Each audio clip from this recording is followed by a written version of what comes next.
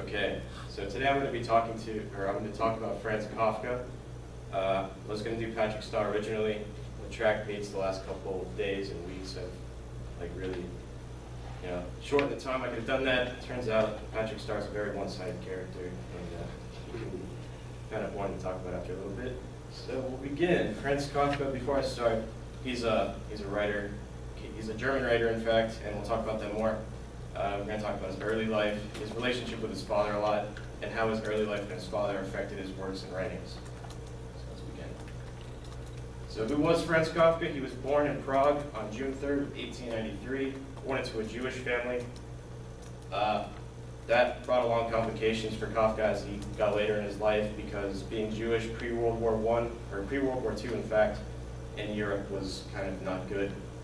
Anti-Semitism was still a really rampant part, and it still kind of is a pretty rampant part of Europe, but not as bad as it used to be. He was born into he was born as a German in a place where Czech was also mainly the big culture group, so that also affected how he was treated as a young kid and as an adult. His family life was filled with struggle.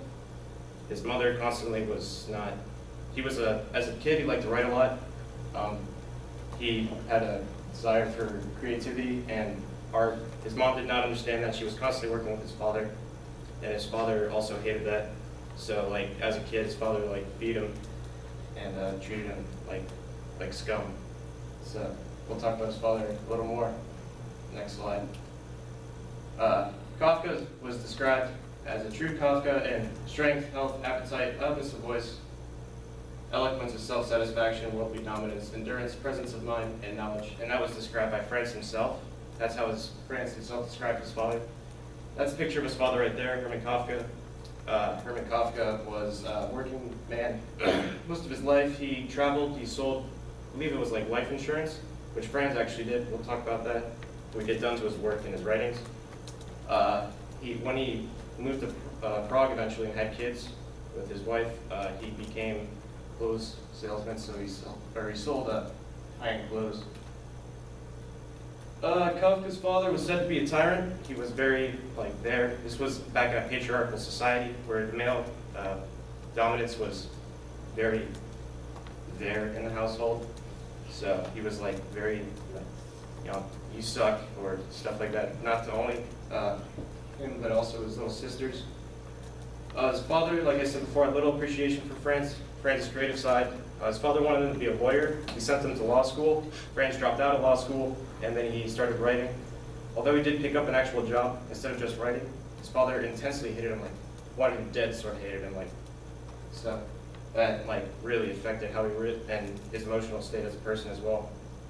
Kafka and his characters were always trying to overcome an overwhelming influence in most of his books. So whether it be he being the characters in the books transformed into a awful creature being chained in some sort of way that was kind of a reminder of what he went through as a kid and still was going through because he lived with his parents for most of his life. While Kafka did write stories, he did also work a full-time job as an insurance agent. He worked first for an accident insurance firm, which he worked for 1 year. He hated the job because his hours were long. He didn't get to write much. So that was he kind of showed that in his writing sometimes by some of the jobs his characters took on, because his characters were always, it seemed like in some of his stories they were always working really hard jobs, and they did not like them at all, because they wanted to do other things. So he did somewhat enjoy his second job. He went on to some sort of other German insurance firm, and he got promoted a lot, so that shows he was a hard worker. In fact, he wasn't just lazy, as a lot of people saw him, including his parents and his mom. So Kafka and his stories are often dark and gloomy. This could just be a representation of his emotional state as a person, since he was treated and awful and he was beaten most of his life. Most of the stories end in tragedy, whether it's the main character dying or someone else dying. Many of the characters represent real-life figures. In the top left-hand corner, that's from his book Metamorphosis. In the bottom, that's Gregor. Gregor was kind of a representation of Franz Kafka as a person. He was transformed into an awful creature, and his family kind of hated him. for doing that, except for his sister, who was in his real life his only like kind of bright force, because most of his parents were constantly gone, and when his parents were home, they were constantly like on him about stuff or physically abusing him. So, who was Franz Kafka? He was emotionally distressed as a person, as you could probably guess. I mean, being your whole life, like being beaten constantly or being told you're just absolute crap at everything, that can really take a toll on you. His creativity, as a part of that distress and abuse, was challenged for most of his life. He had like one fiancée who he was engaged to her twice, and then he finally just let her go. And that was like the only person that kind of accepted him for who he was until he finally met this last woman, and then he died shortly after that. He expressed his feelings in many of his stories, as I said previously, so like he would, whether it would be in his characters or in the plot of the story itself. This is possibly why he didn't want any of the stories published after his death as well, because maybe he didn't want people to see like how he really felt inside about like the people he was around, or how he felt himself, because pre-World War I people like that were just usually considered insane because there wasn't much mental science at that time. So, that's it. Okay, Krista, you can get set up, and then let's evaluate Blake. Okay, and Blake, give me the outline. Okay, guys, what do you think about Blake? Come up with his strengths first. Information. I really like information. All right. Looks like, do y'all feel like he researched well his subject? Mm-hmm. And do you feel like he digested it well? Did he know it? Yeah, he did know it well. Okay. All right. What's another strength? Eye contact. Okay.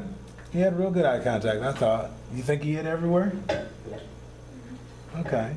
Pretty decent. All right. What else did you notice?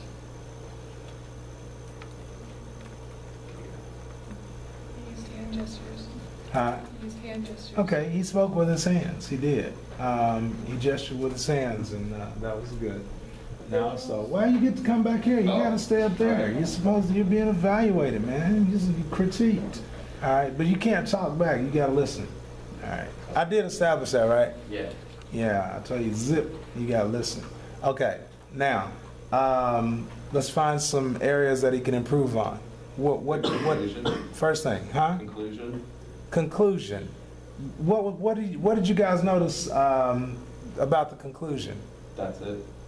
That's it. All right. Let me ask you a question. Did you feel like he prepared you for it? No. For the conclusion? Not really. Just kind of caught you off for bruh? Well, he kind of went over the key points of Kafka or whatever. Yeah, So he may have summarized. All right. But then was there like a clincher, a word, something to make, what did he say to make you remember? That's it. That's it. That's it. All right. So yeah, you need to fix that. You need to come up with a better way of a strong conclusion. All right. So that's one. What's another thing that you've identified? Maybe more visuals instead of writing. More visuals instead of writing. Okay. How many felt like it was like just an overabundance of writing there? All right. I felt that way as well. In fact, it was one of the critiques that I wrote.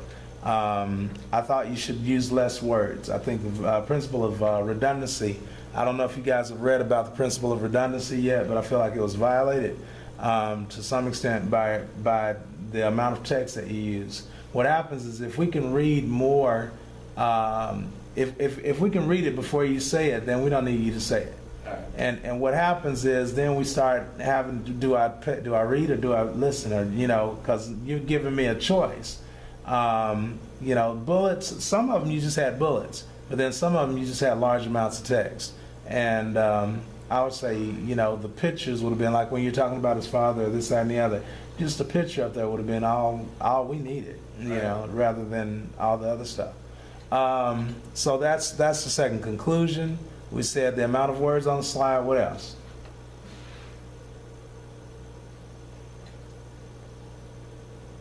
Maybe his hand.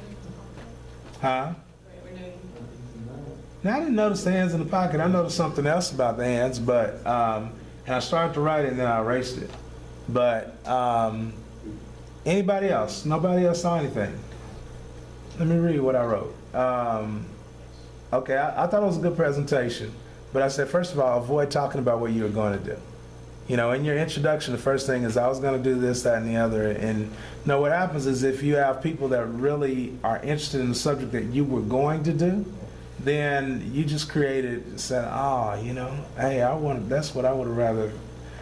So really, you know, and it doesn't have anything to do with what you're doing.